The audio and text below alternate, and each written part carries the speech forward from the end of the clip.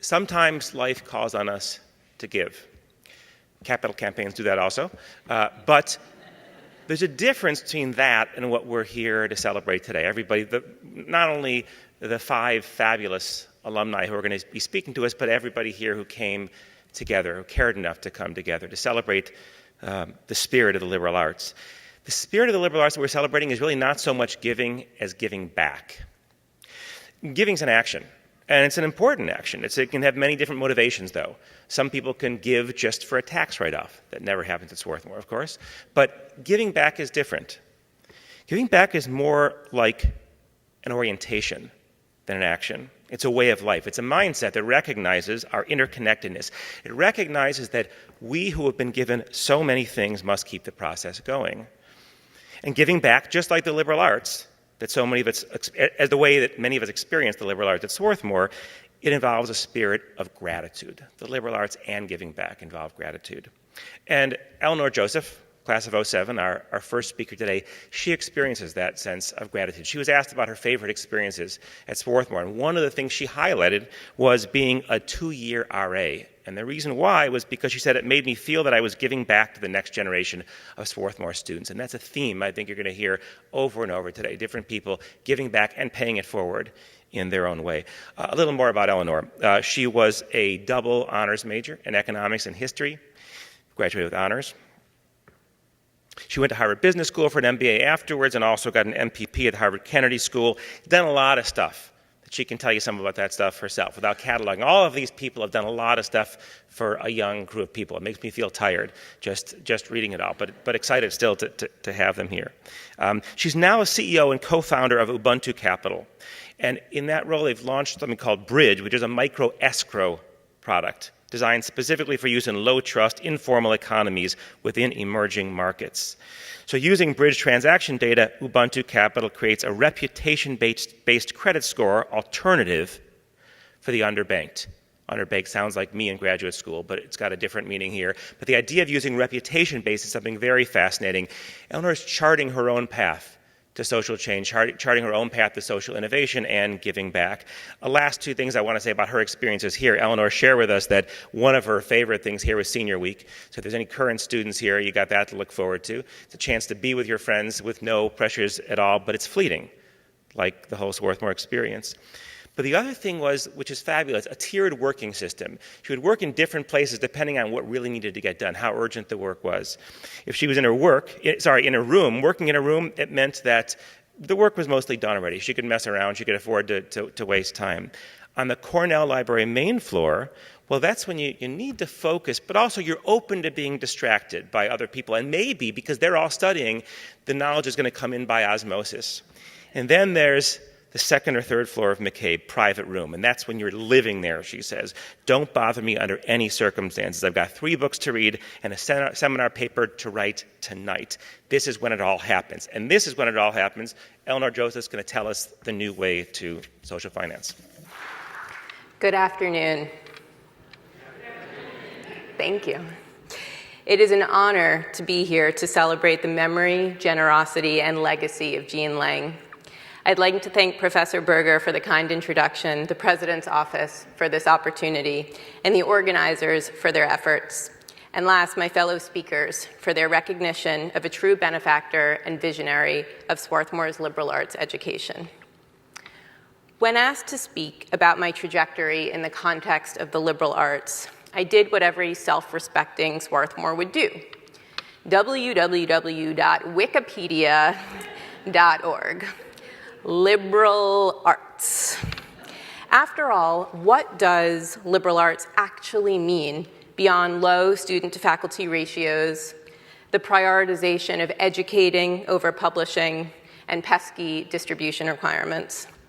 After perusing Wikipedia, and yes, I am citing it, I was reminded that a liberal arts education was a pastime of the free person within ancient Greek and Roman societies, while the enslaved population built the spectacular urban masterpieces of Athens and of Rome.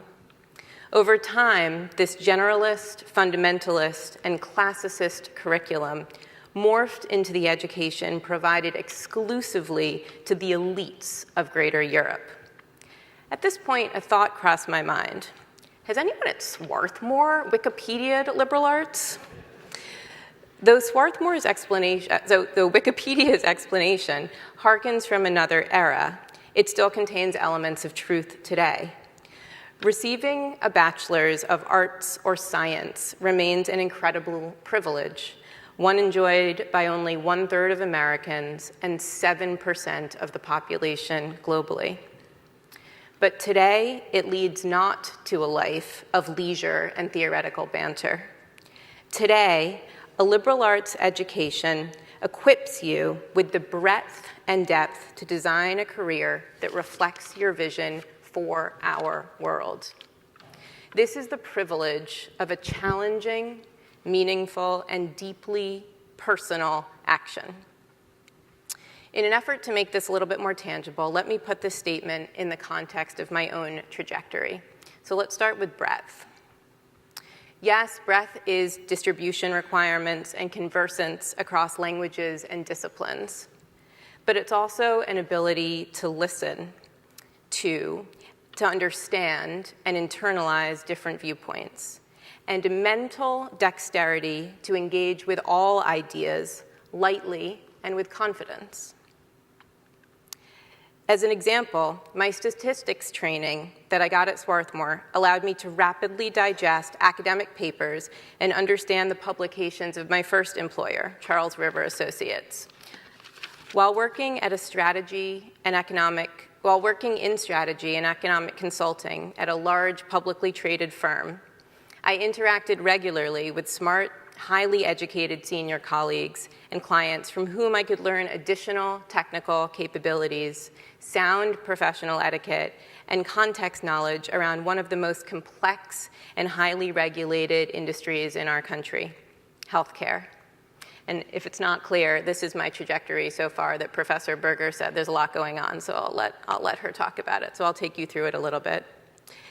When I moved to East Africa, however, for an opportunity with the Clinton Health Access Initiative to improve health outcomes, I needed an entirely different set of skills. Though unfortunately they did not provide a local language competency, my Spanish classes, which had been filled with idioms that made no sense in English, had forced me to see the relationship between objects and processes through someone else's eyes. Similarly, my honors seminars taught me to listen to and really hear and learn from the viewpoints of others. After completing my graduate education, I worked for Boston's mayor on his economic development and sharing economy policy efforts. This was a tremendous learning experience in multi-stakeholder management and comprehending the complex overlays of policy, politics, and press on municipalities.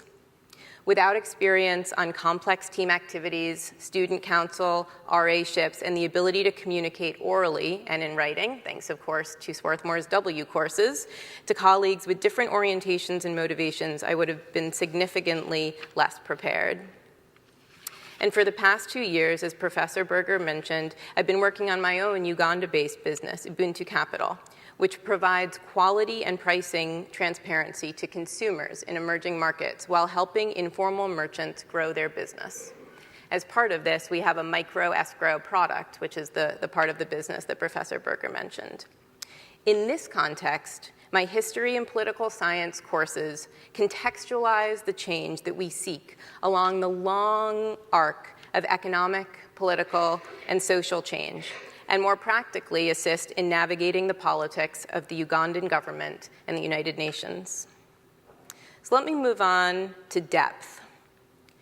Depth, this is the subject in which you ultimately choose to become expert and tends to be the primary lens through which you view the world. While being a Jack or Jacqueline of all trades is useful in many contexts, in today's world of high specialization, it is imperative to develop a mastery of one. In my own career, economics, my major at Swarthmore, has provided the fundamental framework that I use to understand the world. So while at CRA, my work revolved around classic economic analysis. I helped life sciences companies make difficult R&D decisions based on projected return on investment and price products to maximize sales. I was drawn to Chai, the Clinton Foundation, for different economically based reasons. Chai's value proposition relies heavily on aggregation of demand across many nations globally to negotiate bulk prices with pharmaceutical manufacturers. For the life sciences industry, Chai guarantees and facilitates significant volumes.